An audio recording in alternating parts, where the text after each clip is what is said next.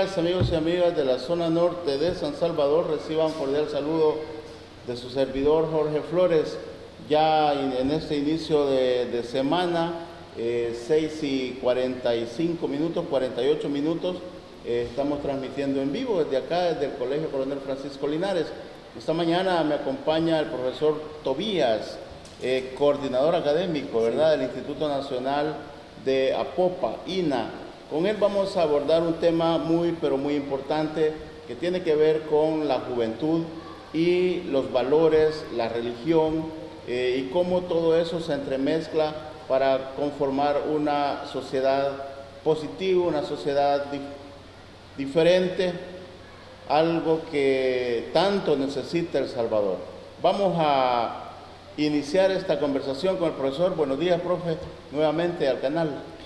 Buenos días, licenciado. Es un gusto estar aquí con ustedes esta mañana y con todos sus televidentes, acompañándoles, y aquí estamos dispuestos a responder a todas sus inquietudes y con el ánimo también de ayudarle a esta comunidad de Apopa con nuestras respuestas. Ok, perfecto, gracias, profe. Pues mire, uno dice, o mejor dicho, las estadísticas hablan de que en El Salvador prácticamente es un país cristiano, ¿verdad? Que hay denominaciones diferentes, como por ejemplo evangélicos y católicos. Se habla de estadísticas del 30%, 35% de evangélicos y el resto católicos o de otra denominación. El tema acá y la pregunta va en relación es, bueno, si hay tanto cristiano en este país, si hay tanta gente que ora en este país todos los días, ¿por qué no tenemos paz? Bueno, es una pregunta muy interesante, ¿sí?, licenciado. La verdad para empezar a calentar. Sí, se lo voy a responder así desde mi punto de vista y bastante teológico. Es cierto, nosotros aquí en El Salvador nos denominamos cristianos. Correcto. Porque pues fuimos descubiertos por Cristóbal Colón y él trajo lo que fue o lo que es el catolicismo. Sí. Predicó a Cristo y precisamente por eso es que nos denominamos cristianos. Pero hay una diferencia entre decir soy cristiano, decir creo en Dios, decir tengo fe.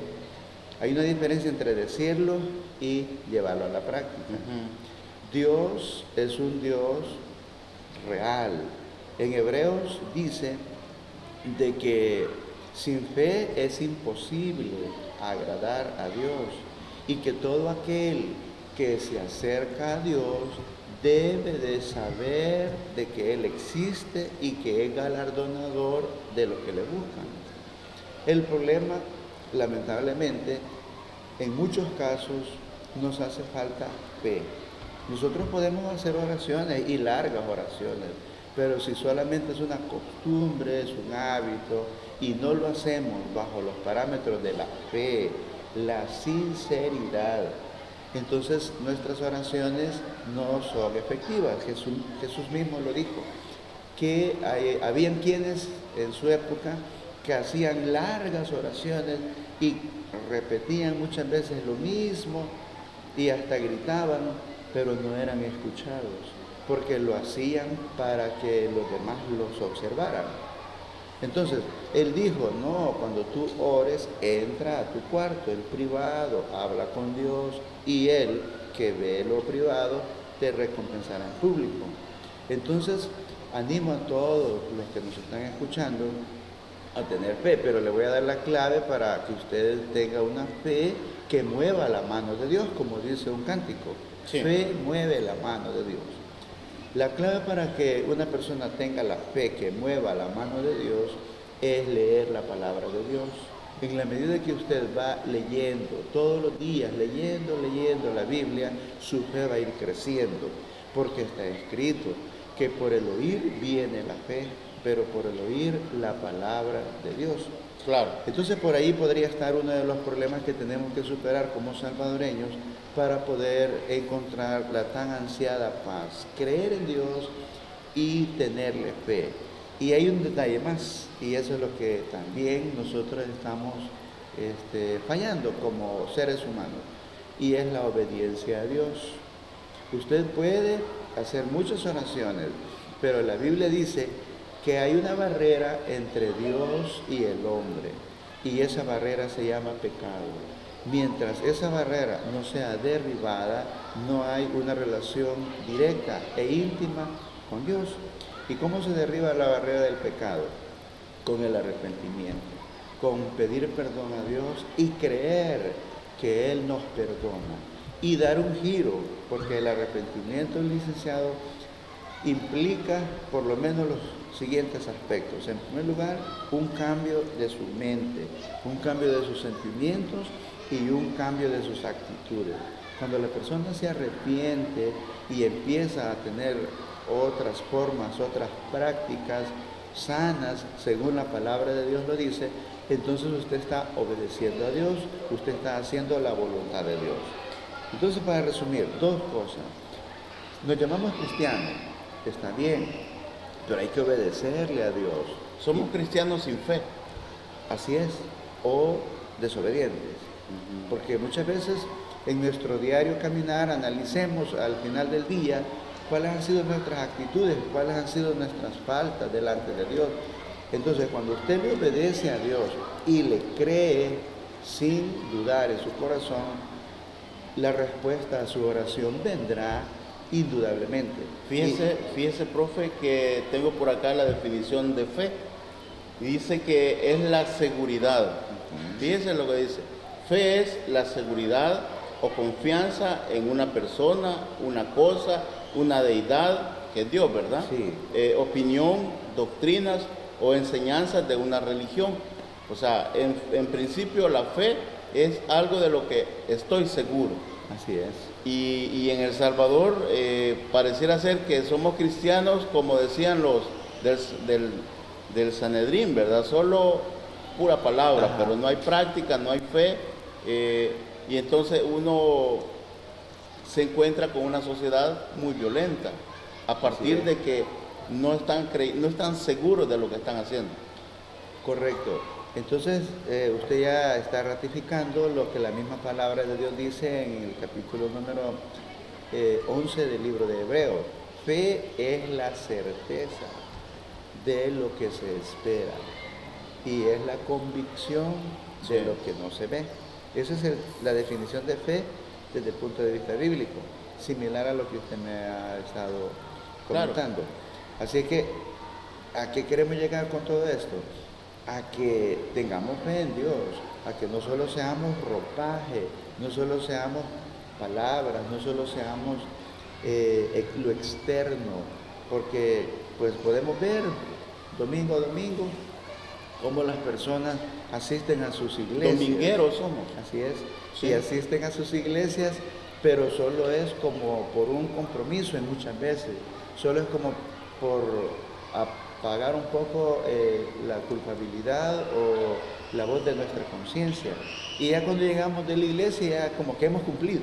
Sí. Y a Dios eso no le agrada, a Dios lo que le agrada es la sinceridad. En una ocasión, Jesús se encontró con una mujer que le dijo, Señor, pero en Jerusalén dicen que hay que adorar. Pero Jesús le dijo, mujer, viene la hora cuando ni en este monte ni en Jerusalén adoraréis a Dios, sino que lo van a adorar en todas partes. Entonces eso es increíble para muchos, pero Dios puede ser adorado fuera de las iglesias. Sí. La adoración es con su actitud. Cuando yo camino, cuando yo saludo a una persona, cuando yo hago misericordia con una persona, ahí estoy adorando a Dios.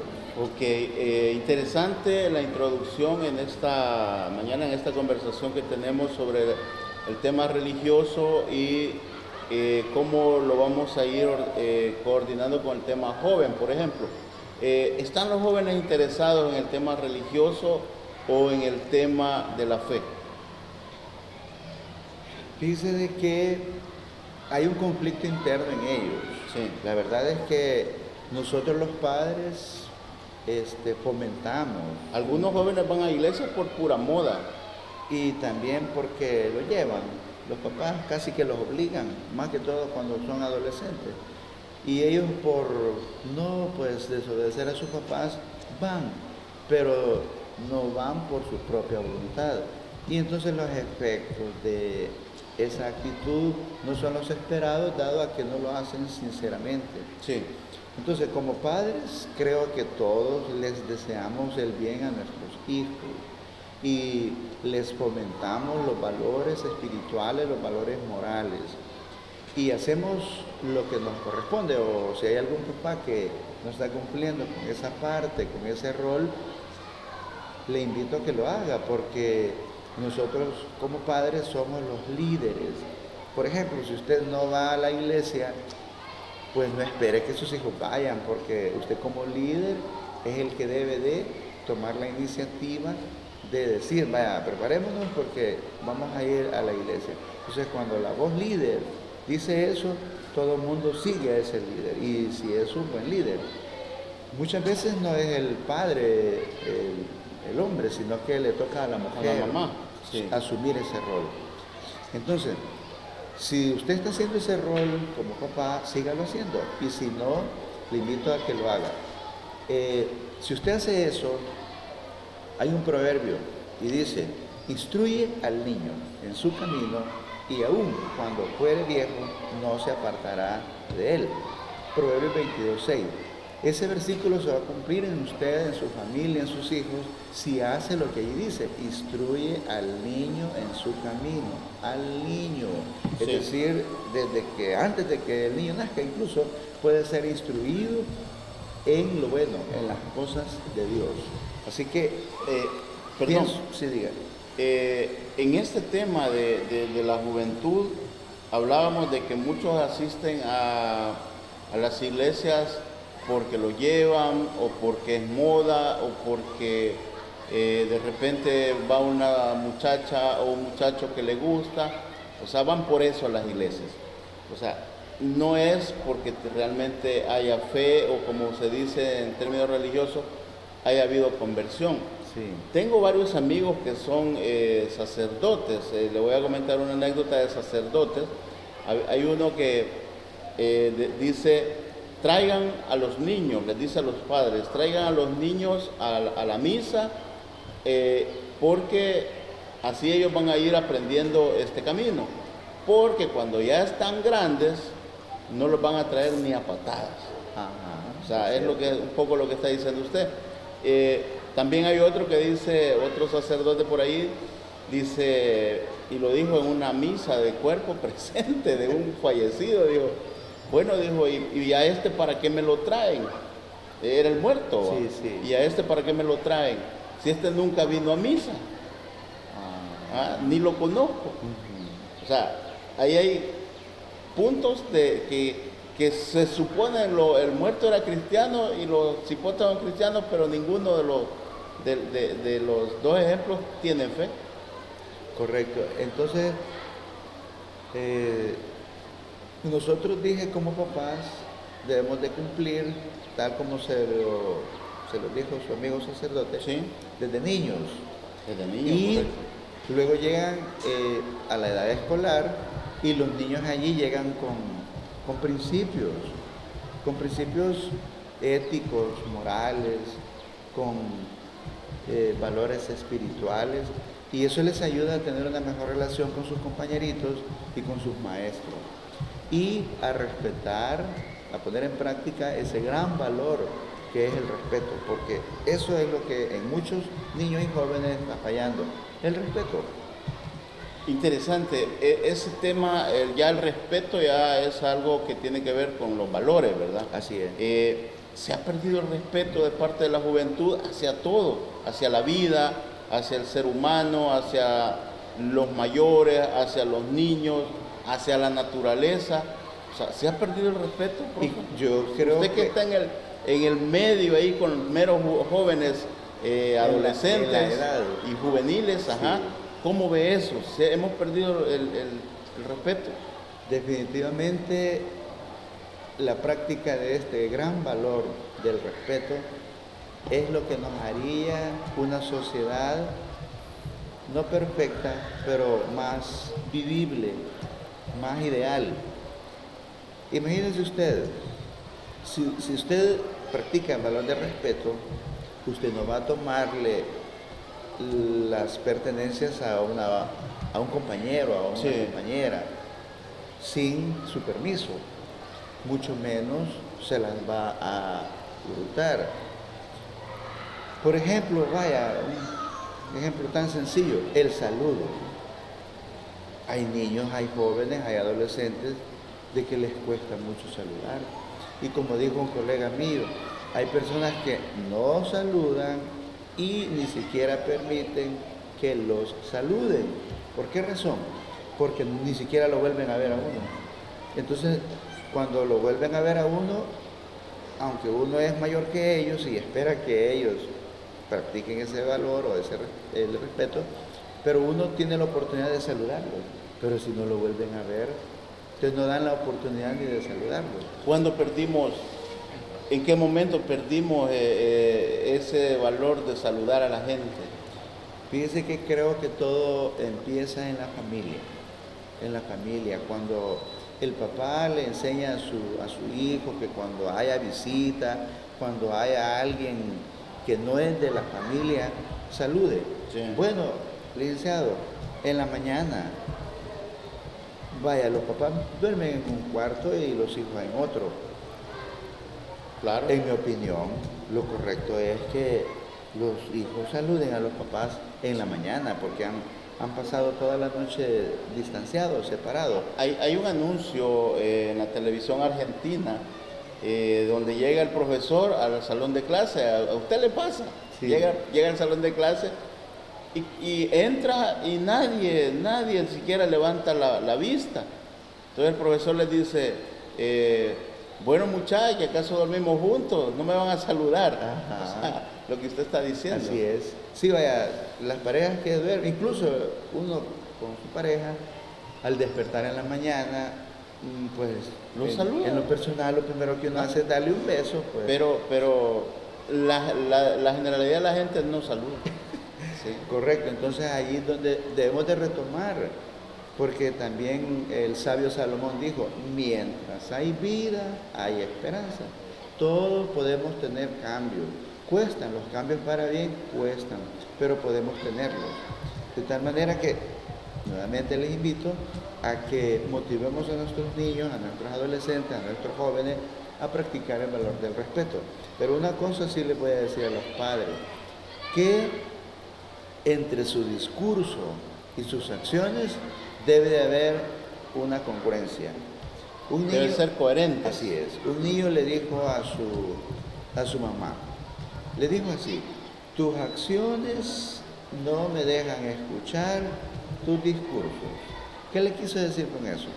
Que la mamá daba buenos discursos, buenas terapias, buenas sermoneadas, pero las acciones de la mamá no eran congruentes con esos sermones. Así que padres, tenemos una gran tarea. Sí.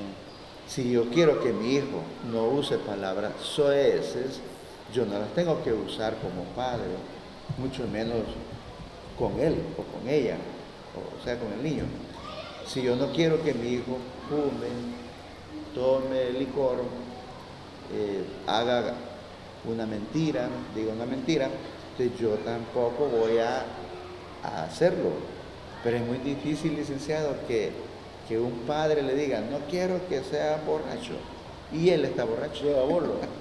Mire, o lo manda a comprar la cerveza. Así es, o el cigarrillo. Claro, vamos a hacer una primera pausa, profesor, y al regresar vamos a hablar de la tesis fundamental del Evangelio, la tesis fundamental de la reforma de Martín Lutero, que fue el amor, ¿verdad? Para que sigamos conversando sobre este tema entre religión, juventud, valores. Regresamos en un par de minutos, volvemos con el profesor Tobías, que hoy nos visita acá en el canal. Regresamos.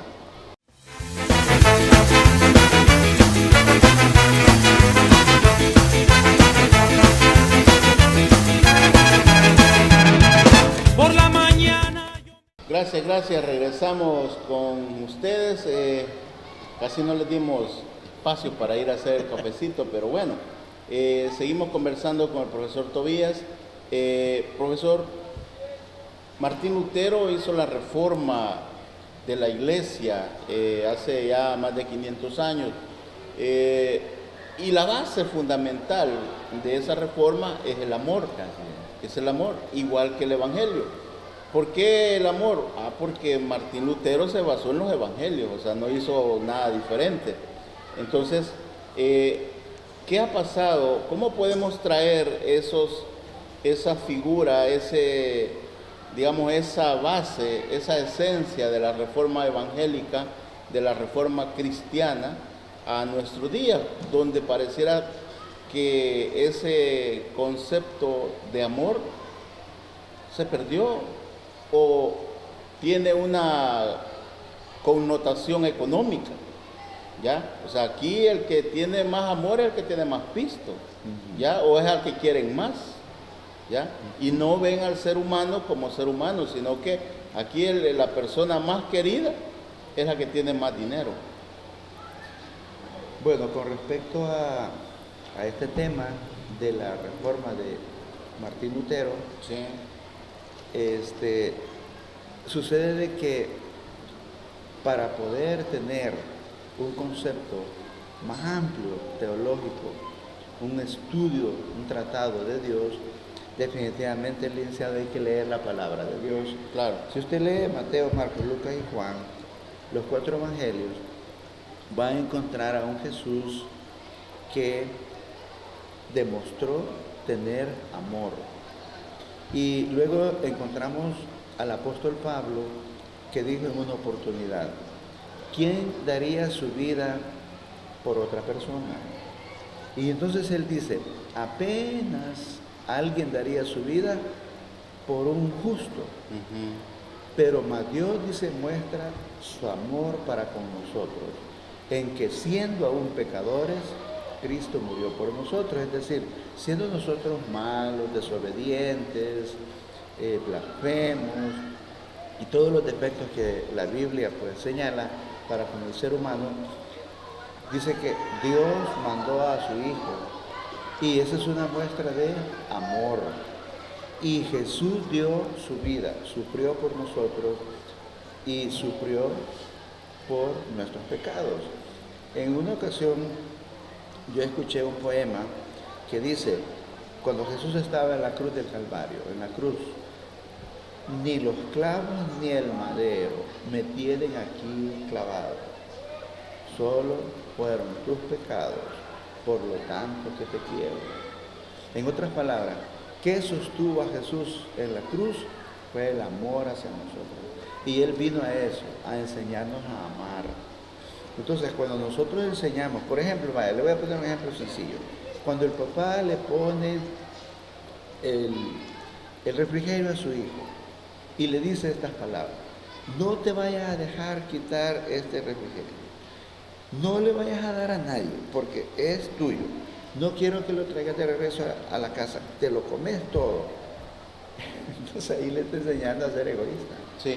A diferencia de una mamá, esta es otra anécdota, que le daba a su hija dinero y le decía lo siguiente: bueno, este $1 es para tus pasajes, este otro $1 es para tu refrigerio, y estos 25 centavos es para el primer indigente que encontres. Entonces esa niña todos los días le daba una cora a un indigente. ¿Qué le estaba enseñando ahí la mamá? Le estaba fomentando un valor que es el amor al prójimo. Entonces, cuando la persona tiene a Dios en su vida, entonces está apto para practicar el amor. En primer lugar, el amor a Dios, licenciado, porque los mandamientos de la ley antigua se resumieron en 2: en amar a Dios sobre todas las cosas y en amar al prójimo como a nosotros mismos. Ahí se resume todo. Si usted analiza los 10 mandamientos, los primeros 4 se refieren al amor de Dios, y los últimos 6 se refieren al amor al prójimo, a nuestra relación con el prójimo. ¿Esta sociedad ama a su prójimo? Me refiero a la actual, la que vivimos. Lamentablemente hay muchas personas y gracias a Dios por ello, porque sí hay muchas en las congregaciones, usted las puede encontrar, incluso fuera de las congregaciones hay muchas personas con buenas obras, con acciones admirables para con su prójimo. Pero lamentablemente en el ser humano por naturaleza hay una maldad y muchos pues permiten y le dan rienda suelta a esa naturaleza pecaminosa y lo lleva incluso a quitarle la vida a otra persona, el acto más grande de falta de amor. Por eso pienso de que en nuestra sociedad nos hace falta no solo fe, sino que también amor a Dios y amor al prójimo. Pero no solamente decir yo amo a Dios. El apóstol San Juan dijo, ¿cómo puedes tú decir que amas a Dios si no amas a tu prójimo? No puedes decir que amas a Dios a quien no ves y no amas a tu prójimo a quien sí ves. O como dice Santiago, vayan en paz, hermanos, que les vaya bien cuando ves que tu hermano necesita comida o abrigo y tú no haces nada para cubrir su necesidad. Entonces, el amor... De eso hay mucho todos los días. Todos los días, ¿sí? Así es, todos los Y días. hay gente que pasa muchas horas en las iglesias orando, como decía usted hace un rato, o es muy santo, ya tiene hasta madera de santo, pero no ayuda, así como le dice usted, ve la necesidad del prójimo y no se apiada de él, no hace una obra con él o con ella, ¿verdad? Sí. Pero ella sigue o ellos siguen metidos en el tema de estar en la religión. Hay un amigo sacerdote que no es mi amigo, perdón, es el señor padre Rutilio Grande, sí, el que va a ser beatificado. Él decía, señora rezadora, ¿y usted es de las rezadoras cueteras o qué? ¿Por qué les decía así? Porque hoy día hay mucha gente que ora o reza para arriba, como los cohetes, sí, ¿verdad? Pero no ora ni reza para los lados, donde está el amigo, donde está el prójimo. Eso era lo que decía el padre Rutilio Grande. O sea, los rezadores o los pastores cueteros, de esos abundan ahora y no le están ayudando a la sociedad a cambiar. Así es. La verdad es que como a Dios nosotros lo vemos a través del prójimo. Literalmente a Dios no lo podemos ver. Ahorita yo lo estoy viendo a usted. ¿Quién es usted? Es una persona que fue hecha a imagen y semejanza de Dios.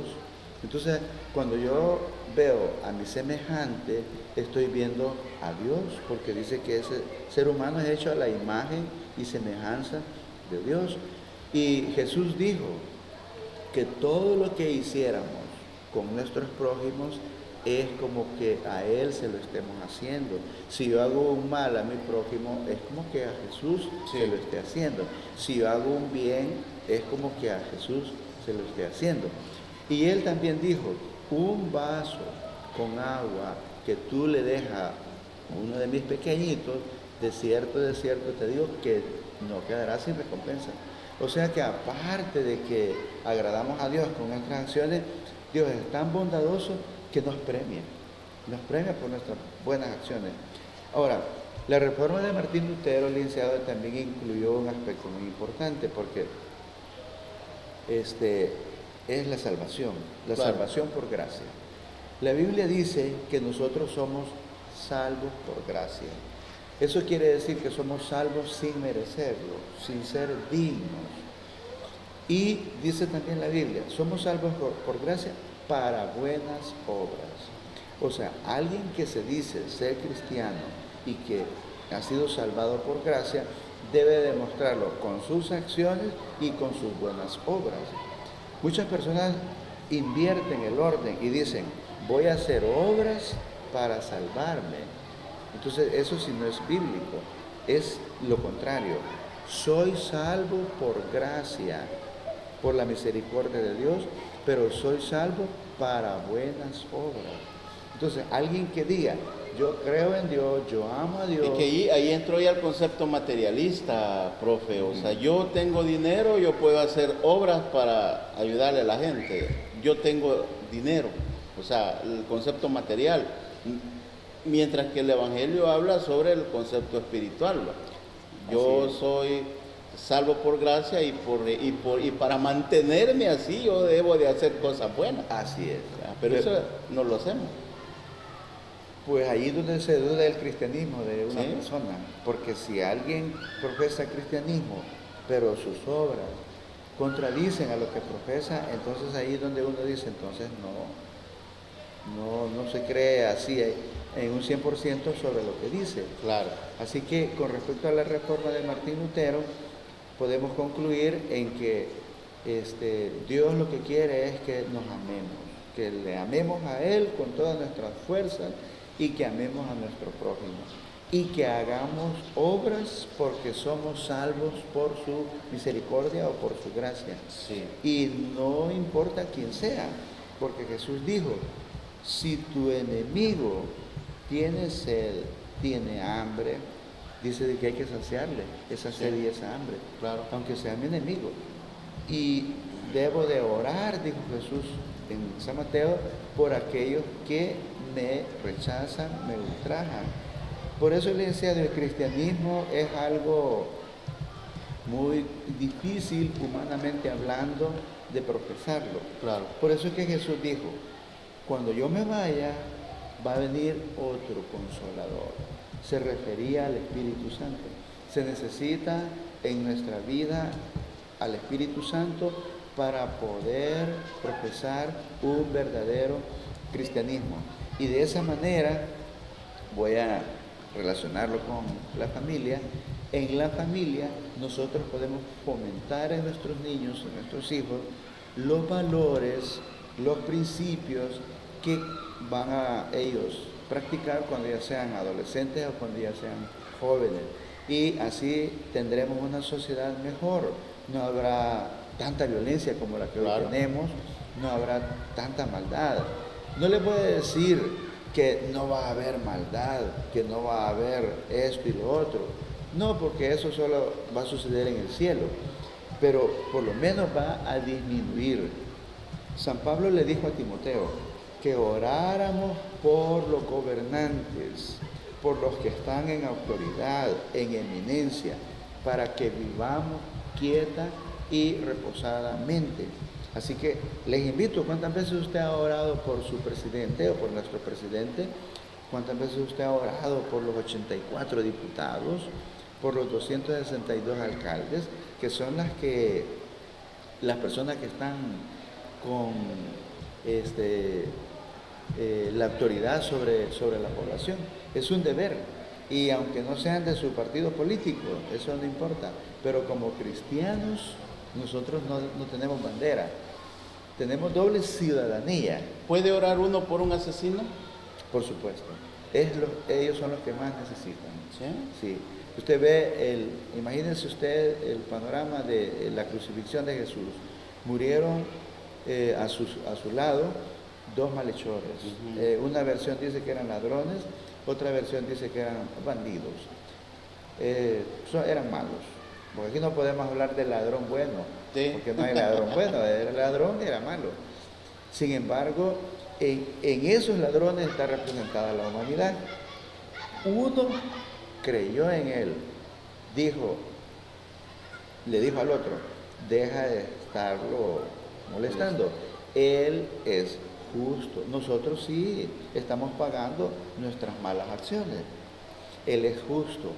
Y luego le dijo a él, acuérdate de mí cuando vengas en tu reino. Cuando le dijo en tu reino, le estaba reconociendo como rey. Entonces, ¿qué le dijo Jesús?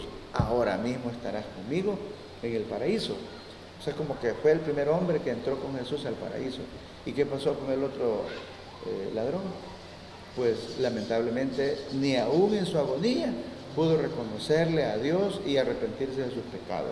En esos dos está representada la humanidad, ¿verdad? Unos creen, otros no. Los que creen, dice la Biblia, son salvos. Por más malo que sea. Por más malo que sea. Y puede usted observar que ese ladrón creyó en su último momento de vida. Eso es algo increíble para muchas personas, como un asesino, como un ladrón, como un violador puede encontrar la salvación. Sí es posible. Hoy en la mañana estuve escuchando un mensaje donde el predicador dijo que si Judas, que fue el que entregó a Jesús, se hubiera arrepentido de corazón de haberlo entregado, Dios lo hubiera perdonado.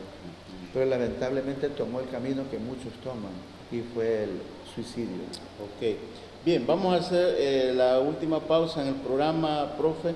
Al regresar vamos a hablar sobre, usted decía, la mejor manera de crear valores, la mejor manera de entender y de tener fe es a través de la lectura de la Biblia. Vamos a meternos en ese tema de la lectura de la Biblia y de todo lo demás, puesto que hoy a la juventud no le gusta leer, ¿verdad? Ni sus clases, ni hace sus deberes, etcétera. Vamos a hablar de eso, porque resulta interesante que usted recomiende la lectura de la Biblia cuando a la feligresía, a los cristianos de El Salvador, no nos gusta leer. Regresamos.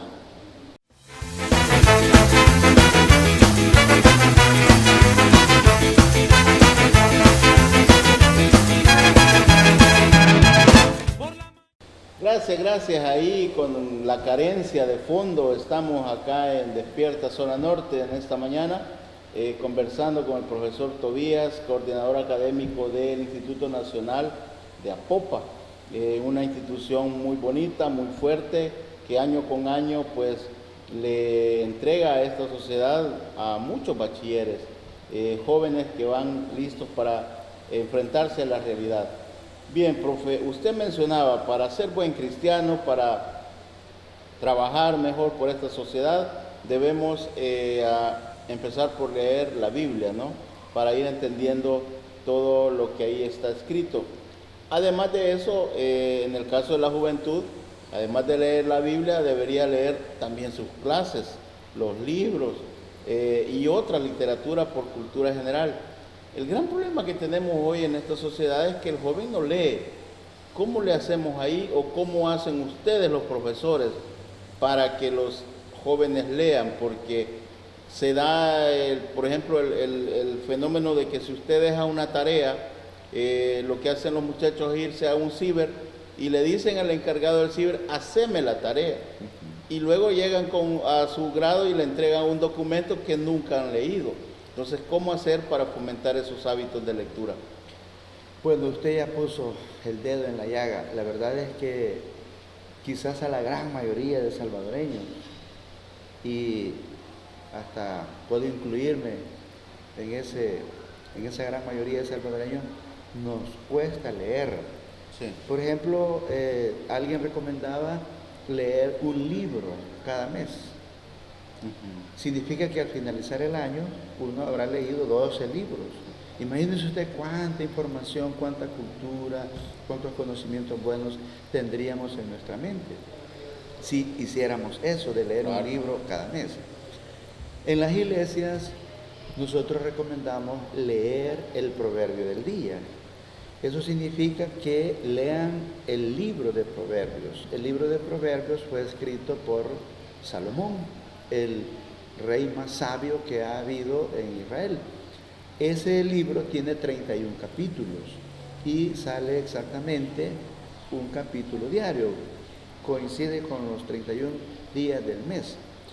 Cuando usted lee entonces el capítulo 1, dice de que ese libro ha sido dado para que los jóvenes se vuelvan sagaces, para que los simples se vuelvan sabios.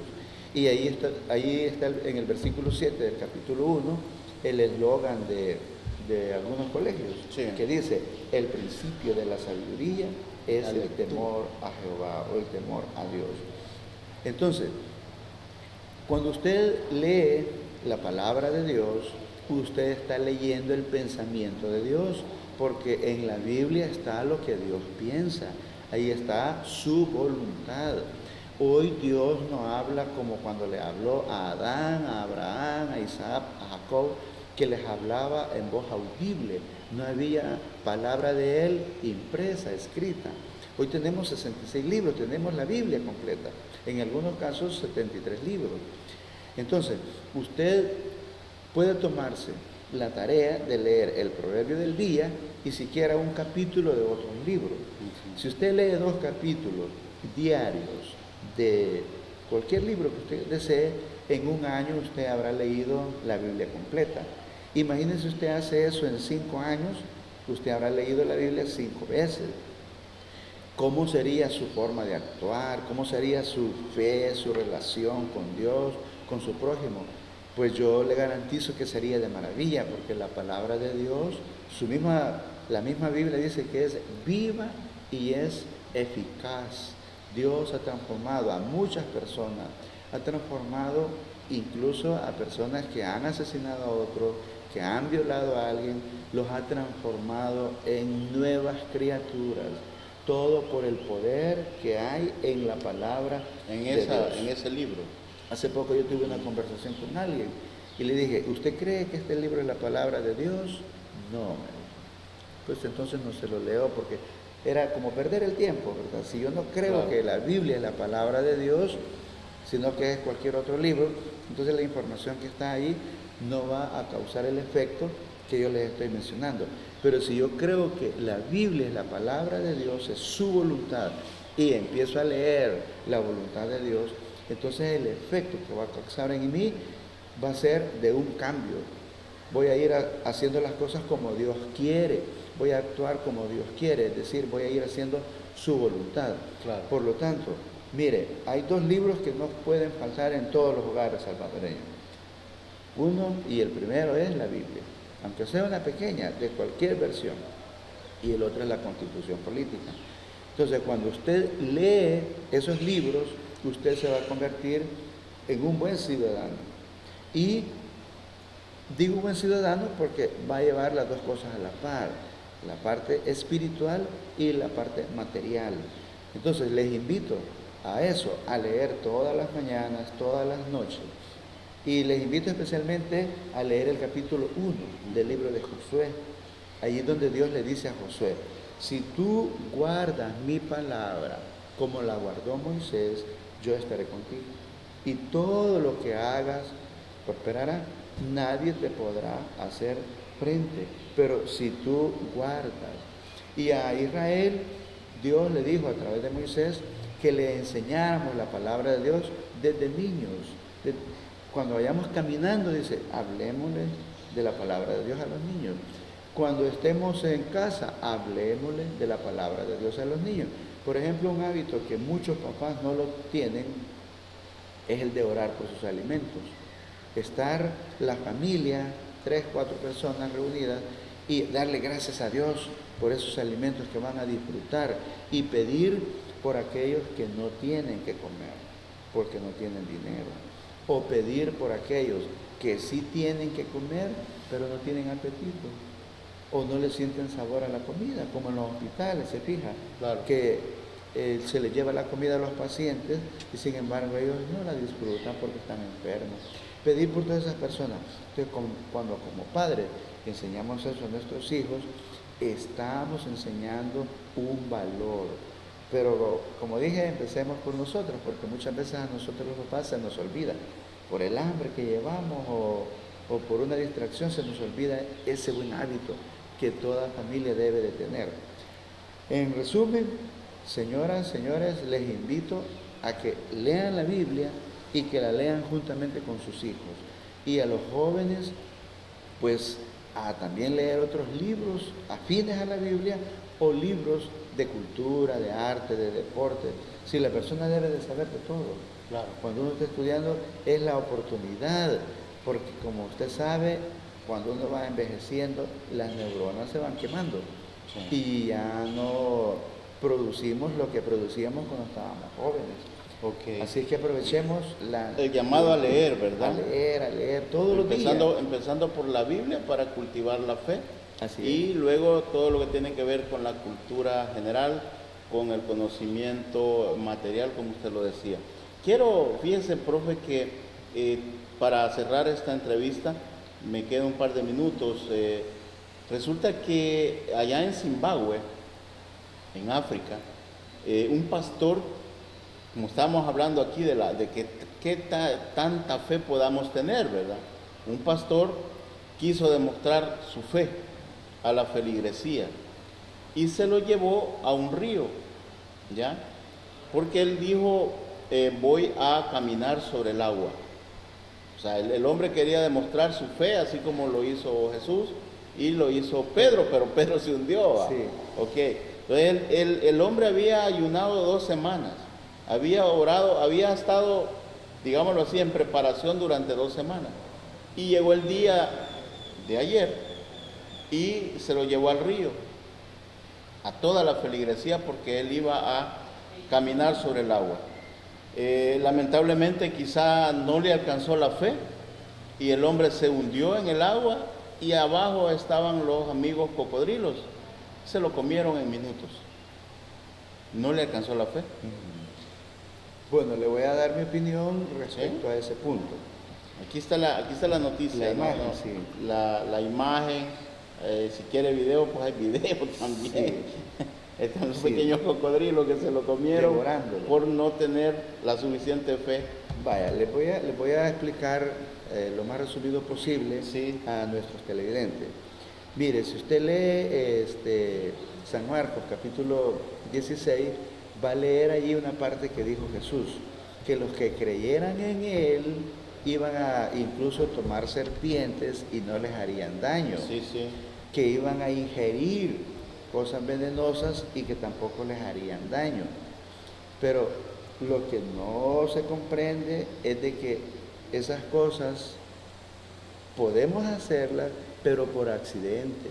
Si yo, por ejemplo, en la oscuridad ando buscando mi cincho, por ejemplo, y pensando que es mi cincho, agarro Una culebra. allí Dios puede actuar. Eso le pasó a Pablo. Él andaba buscando, dice, madera para mantener una fogata y agarró una serpiente. Y todos dijeron, a este hombre Dios lo odia tanto que se acaba de salvar del agua y hoy esta serpiente lo va a matar. Y lo picó, pero no murió. Ahí se cumplió esa palabra. O, por ejemplo, si alguien me ofrece una bebida con el objeto de asesinarme, y es porque es una bebida mortal, entonces yo la tomo inconscientemente. Dios me puede salvar, pero si yo sé que esta bebida es venenosa y digo, voy a probar si se cumple eso que dijo Jesús, definitivamente lo más seguro es que me muera. Entonces, Porque está probando estoy a tentando. Dios.